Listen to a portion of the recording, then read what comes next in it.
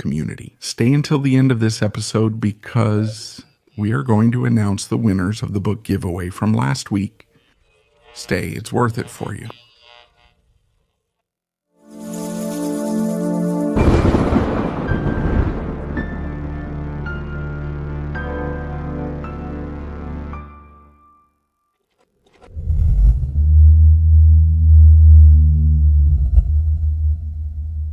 Good evening and welcome to a new edition of Night Stories. Thank you so much for being here and for being willing to enter a world where the supernatural is very close, much closer than you think.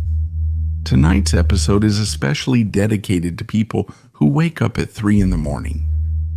There are many more than we think, and it's not always just a simple sleep disorder.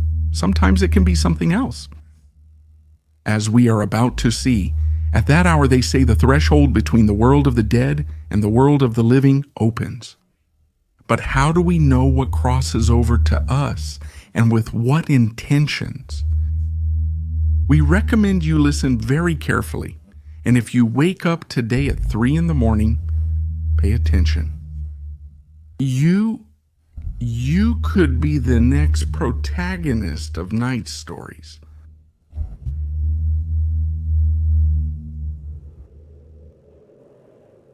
I'm David, writing from the state of Mexico.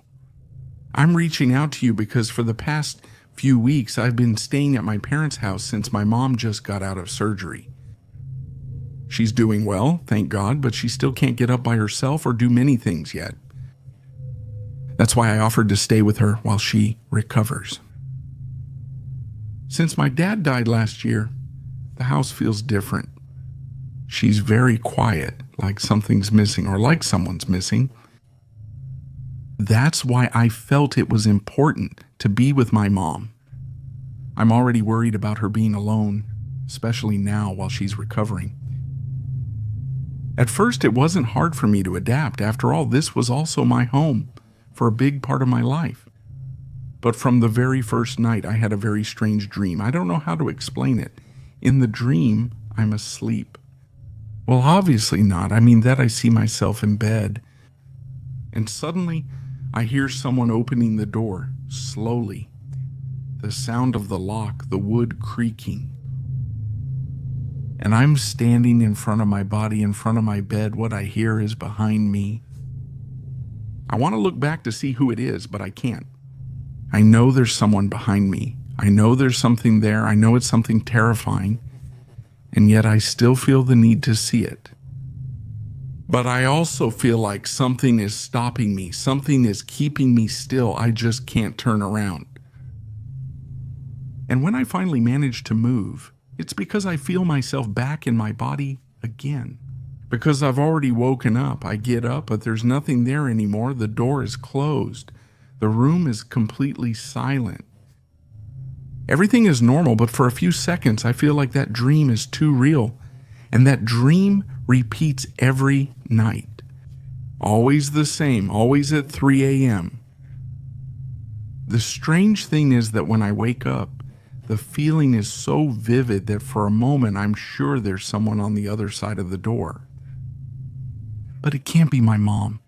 She can barely walk, she doesn't get up at night, and there's no one else here. But anyway, maybe I'm writing to you because the last time was different, because that night I woke up on my own. It was 2:57 in the morning. I felt strange, uneasy, as if something was about to happen. And just when I was about to get up, even though it was very dark, I saw that the door was slowly closing.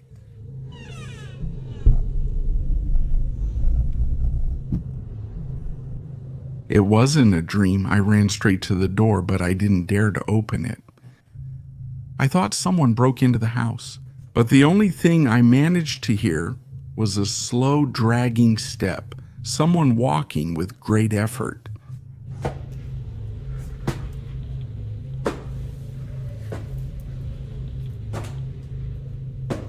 I opened the door and peeked into the hallway just in time to see a tall, thin figure enter my mom's room. Everything felt off, so I didn't recognize her, which terrified me. There was something with my mom, and at that moment, my instinct to protect her was stronger than the fear that made me tremble. And I ran toward her room, but there was no one there. I searched and searched, but there was no one. Since then, I've been setting an alarm to wake up every day at 2:50 before I dream about that. Before I wake up, I get up and spend the night in my mom's room. I settle into a chair or sometimes lie on the floor. I don't mind. I feel like I have to be there. Someone else is also watching. And even though I want to think it's my dad, watching over me from wherever he is, I can't help but wonder if at 3 a.m. the doors to another plane open, do good things cross over too, or only the bad ones?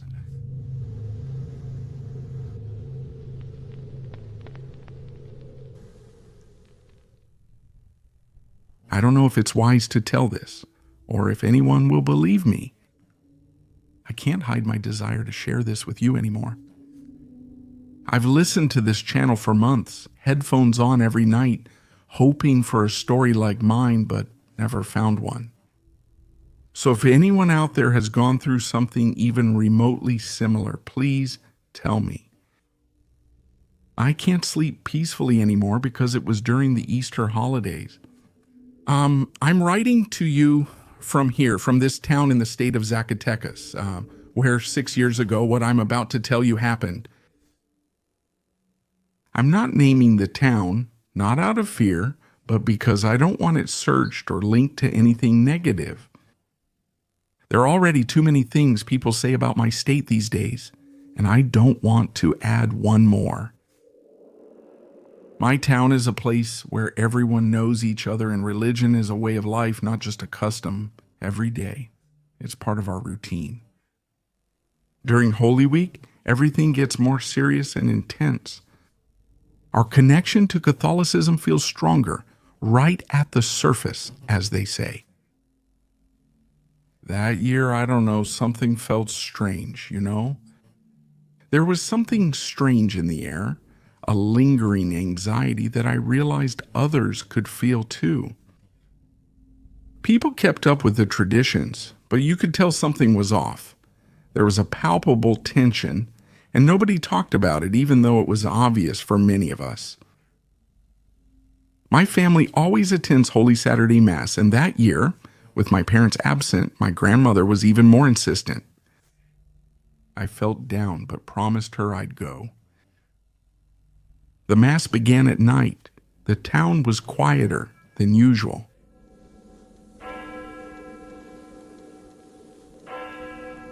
The church bells started to ring and people began to gather. But as we walked to the church, something caught my eye, a figure I hadn't seen before. It wasn't a Christ they were carrying, nor a virgin. It was a child.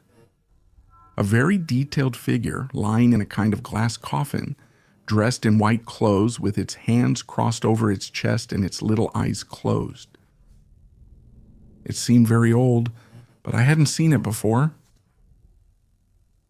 I asked my grandmother about it, and she said it was a miraculous child, an image they kept down in the crypt, and that was only brought out once a year, sometimes at night during the Holy Week. He is known by name beyond the village, with people traveling from afar to seek his miracles. She thought it was strange that I hadn't seen him, and I don't know, maybe at some point I did when I was a child, but I had never really paid attention. Would I remember him? The thing is, I don't know. There was something in that boy's eyes. The more I looked at them, the more I felt like at any moment they were going to move. It seemed like he was alive. Even when I looked at his chest, I felt like it was moving, almost as if he was breathing. Looking closely at something can make us think we see movement that we only imagine. I tried to ignore it, but my anxiety grew stronger. The Mass started. Although I don't attend every Sunday, I've always been Catholic. The Mass wasn't being held as usual. No, it was like we were doing something different. Another ritual. And maybe it was fear, but it sounded strange to me, really strange. Those words weren't something a father should say in the middle of Mass. I went out to get some air. I started to feel more uncomfortable, and out there I saw something even stranger. A group of old folks, the kind who never say anything, who rarely leave their house, the kind who don't even like to accompany their wives to church. They were there, gathered in a circle, murmuring something that seemed important. I got closer without being seen. One of them said something that's still stuck in my mind. In a little while. Even better, once the boy opens his eyes. We just need to be ready. Even though the phrase itself wasn't bad at all, it made me uncomfortable because the only boy I could imagine was the one they had brought out. I went back to the church. I didn't want to walk all the way through to get to my grandmother, so I stayed on the side, standing. There standing, I heard a kind of sigh from a few people all at once, like surprise. But at that moment, it went out. As if they regretted doing it, or as if they were trying to hide it. I looked up searching for the figure, and I swear to you, I swear the boy had his eyes open. The figure had opened them. I felt that something inside me understood it without words, that the boy wasn't just a figure, that he was something more, something that was already awake. I quietly slipped out. The Mass went on as usual. People were singing, praying, following the priest's instructions. No one seemed to show that anything strange was happening. It was very dark that night, despite the moon. But I hoped to see enough to take a shortcut home through the streets that are usually darker. My grandmother would come back with the neighbors later. She would be fine. But I didn't want to stay there anymore. I couldn't stay there anymore. When I was in the middle of one of those streets, I heard a whisper. Someone was coming closer. I was about to run into someone in the darkness, and I started walking, but on the other side of the street. Suddenly, I saw him appear in the night. I only saw him when he was close because it was so dark. Something was running very lightly, as if it weighed nothing, almost as if it were floating. A boy dressed in white, identical to the figure from the crypt, running on the other side of the street. But when he saw me, he started walking toward me. He was holding something in his hand. I managed to see it, a small knife. It took me a moment, just a moment, to react and run back to the church, ready to start over and take the long way home. The path was lit and full of people. That's when I heard the voices of the elders again. They were walking. They said that the best thing had been to pay Toto, as hard as it seemed that the miracles had been fulfilled. They didn't care I was listening or react when they saw me running desperately toward the church. Out there, I found my grandmother. I went back home with her in silence. Over time, I've built many ideas in my head, filling in all those details I don't know. And even if I ask, I know they'll never answer me. Did the figure actually open its eyes, or was I imagining it? Is this common, or was I the only one who noticed? Or is someone controlling it? Why isn't this miracle all over social media videos? What did I see on the street? A reflection of that figure, or something worse? The ghost of an innocent, a real child. What was it that they paid for? What some people disagreed with. Everything has continued the same in the village. That's why I don't like to go back, because every time I pass near the church when we arrive, when we have to pass right in front of it, I feel like something is watching me, maybe from the crypt.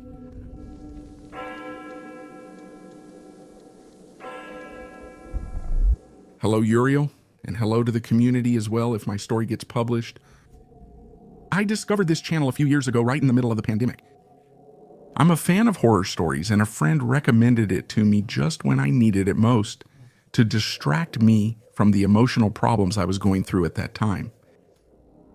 This story might not be as incredible as some of the others that are told, but it's something that still scares me a lot to this day. My name is Matthew, and I'm from Mexico, specifically from the state of Veracruz. This happened in a small city I'll tell you about. But if this story were to be published, I would prefer that you leave out that detail. I haven't lived there in a long time. We moved to another city for my mom's job. What happened to me was so intense that I still remember it clearly. I'm 19 now, but this happened when I was 13 during the pandemic, soon after I started listening to the channel. Even though I love everything related to horror, at that time I didn't fully believe in ghosts. I grew up between two very different families, my mom's Christian family and my dad's Catholic family. But ironically, within my father's family, there are uncles and aunts and, well, including my grandmother, who practice witchcraft. Since I was little, I heard many stories that she told me about how a little girl would appear in her house, how things would move on their own, or how the spirit of my great-grandfather, her father, kept manifesting even after he had passed away. Or, well, at least that's what they told me. Those were the stories they told me. And sorry for the long introduction, but what I want to tell you happened right in that house full of ghosts, of apparitions. My grandmother's house has always given me an unexplainable fear since childhood. I sometimes stayed overnight since I was her only visiting grandchild. My dad is an only child and my sister was a baby then. The house is over 100 years old, and that's no exaggeration. When my grandmother was born, her parents were already living there. The house is big. When you enter, there's the kitchen, and on the right side, the dining room. If you walk down a hallway from the kitchen, there are some curtains that serve as a door, and when you go through them, you reach the living room. That place scares me more than you can imagine. On the left side, there's another hallway that leads to the bedrooms. The first one was the guest room, and the next one was my grandmother's. I guess you've heard the typical saying, "I won't believe it until I see it." Well, I was one of those people. I always said I'd only believe in ghosts if I saw one myself. One night I stayed alone at my grandmother's house while she went out to buy some things for dinner. She always made special things for me when I visited. I preferred to stay watching television in her room. Psst, psst. Suddenly, I heard something that caught my attention. A psst sound came from the living room. It felt odd because I was alone and always heard my grandmother return. That's probably why I ignored it initially, until I heard noises in the kitchen. That's when I thought he had already come back, even though I hadn't heard the door. I quickly got out of bed, went to the kitchen, but there was no one there. The lights were on, yes, but there was no sign of my grandmother. Then I felt afraid, though I didn't want to admit it. Suddenly, the living room light turned on. The strange thing is that the switch is at the back, which means someone would have had to walk all the way to the end of the living room to turn it on. My feet seemed to move on their own as I walked to the living room to turn off the light. In that place, right before reaching the back, there's a very large, old, and dull mirror. It always gave me a bad feeling when I had to walk by there. I would always lower my gaze to avoid seeing my reflection. But that night, I still don't know why, I decided to look at myself. In the reflection, there was a black figure behind me about a meter away, right behind one of the armchairs. It took me a second to see it, to realize it was real, that it wasn't my imagination, and I ran straight to the door that leads to the garden. It was locked, and my nerves made it hard to open. Outside, I prayed the only prayer I knew, the Our Father. My grandmother arrived minutes later. Seeing me so pale, she got worried. I told her everything that had happened, and she just calmly told me that's why I shouldn't stay alone in the house at night. After that, I stopped going for a while. I never told my mom what had happened, and I thought that would be the strangest experience I would have there, or that I would have in my life. But I was wrong. Years later, after arguing with my mom, I spent the night at my grandmother's house. I packed a small backpack with clothes and she picked me up. That day, my grandmother visited her sick sister. I didn't want to go. I stayed alone in the house because it was still early, around 3 or 4 in the afternoon. I was lying down in the guest room, distracted by my phone. That's when I heard someone calling me from the living room. Mom? Mom? Huh? The voice didn't sound strange or creepy. For a moment, I thought it was my grandma, so I just answered out loud, "I'm coming." I left while looking at my phone and found the living room completely silent.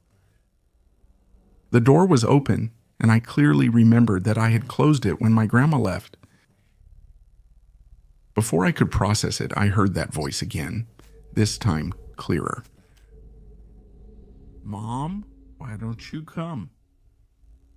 The voice was that of a little girl, but at the same time it sounded like that of an older woman.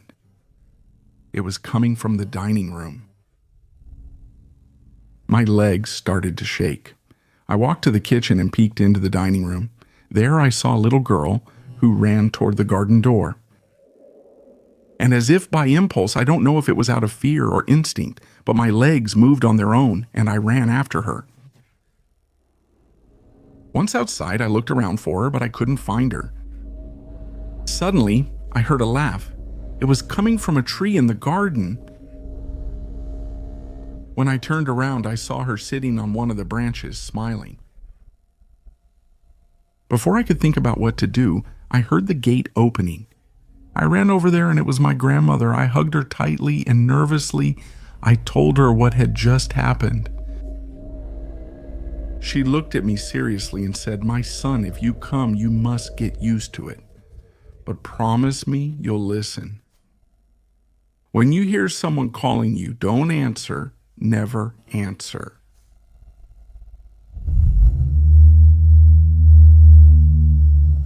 Thank you for staying here, community. And remember, your opinions are very important. Whether you have something to contribute, have experienced something similar, or have a story that can complement the ones we publish. Anyway, remember, these episodes start with your stories, continue when we record and publish them, and in some way, they end when we receive your comments. The feedback from the community, so do your part, and please don't stop leaving your comments. And remember that in the episode description, you'll find the email where you can send us your stories, your tales. Also, our social media and a link where you can find my book in case you still feel like reading some horror stories. We continue with more stories tonight.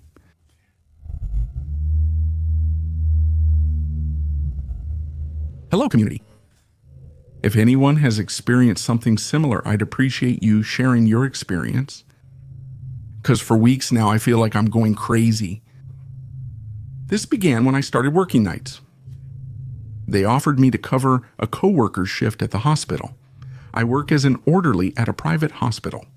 Although I was initially scared and hesitant to accept, the pay was better, and I needed the money. The hospital isn't very big, it's only 4 floors, and the nights are usually very quiet. I'm in charge of moving patients in case of emergencies, x-rays, and surgery. But for some reason, on the 3rd floor, after 3 in the morning, something strange always happens. At that hour, the floor is almost empty, with only a few rarely used rooms. An operating room, unused for years, now just stores old items, that's all.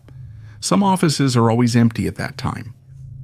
There isn't any staff assigned to the floor, but every night at exactly 3 o'clock, you can hear someone walking down the hallway.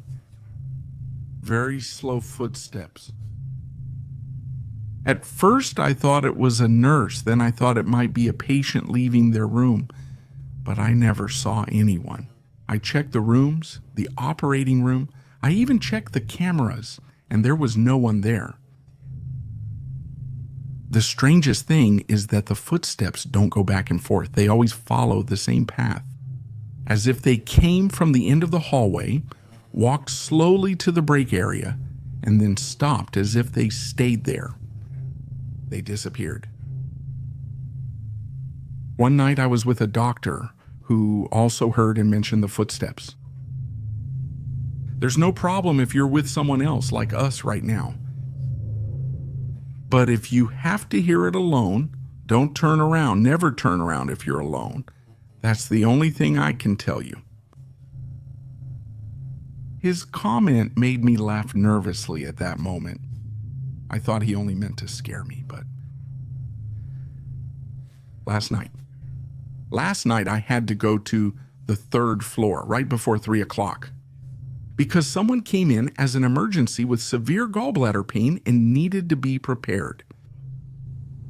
I took him up, got him settled, and all was normal. I took him to the 2nd floor and they said he would stay for the procedure. They asked me to let the girl who had accompanied him know. She was waiting for him in a room on the 3rd floor. So I went up again. When I arrived, the room was empty. It wouldn't be unusual for the person to have gone out to get something to eat, a coffee, to a vending machine, anything. Or maybe they went downstairs, but suddenly the lights went out. I heard everything shut down in the emergency hospital, the operating room, even the hallway lights. Not entirely, since the emergency generator started within seconds. A dim light came on in that floor, in the hallway, dim and reddish. It didn't cover everything, but at least enough to walk. With few staff, I figured they'd likely need me in the operating room. I hurried to the stairs to go down, but then I heard the footsteps. They were coming again. And I turned around, because I swear I was thinking it was the girl who was with the patient, who was probably scared and looking for the stairs. I turned around. I didn't see anything at first, but as the footsteps got closer as they approached, something started to appear in the dim light, a very tall shadow. It didn't walk like a person. Its legs dragged slightly, as if walking was difficult, but there was no noise from dragging, only footsteps could be heard.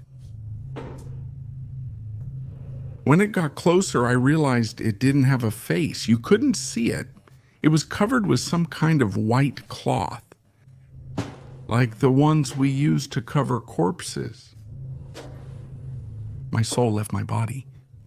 It was like I wasn't even there, like my mind stopped working so I wouldn't die of fear, like I was very far away. He didn't talk to me. He didn't look at me. He just kept walking to the rest stop and stopped. I didn't know how to move. I stayed there until the light came back. It lasted only seconds, but imagine how it felt for me. Although my classmates claim they don't believe me, I sense that's the expected reaction. Ignore those kinds of comments, although I think deep down we all know there's something real on that floor. There's no other reason it's empty. I don't want to go up anymore unless someone else is with me, but I'm finishing this story I started this morning. Now, while I'm on my way to work, and on the assignment sheet, I see that I have to take a patient to the 3rd floor when they come out of the tests. That could be at any moment. And I feel for some reason that I'm going to have the bad luck of it being close to 3 o'clock. I hope to God that I come out completely conscious. I don't want to be alone. I don't know what I'm going to do if I hear her again, if I hear those footsteps. Do you think, community, that if I hear them again, it will be enough not to turn around? It will be enough just to close my eyes?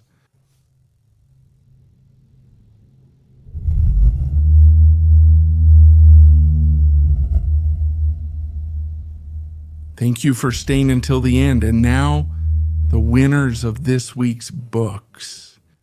There are 2 special editions, 3 first editions. The first 2 winners to write to us at miralatodelanoche@gmail will be able to choose which of the 2 editions they prefer. The winners are Sergio Garcia TF5Y and Lidiana Garcia Zavala 9182, Patricia Gomez 1803, Afta Mutargata Woodjorzy Hernandez 4216.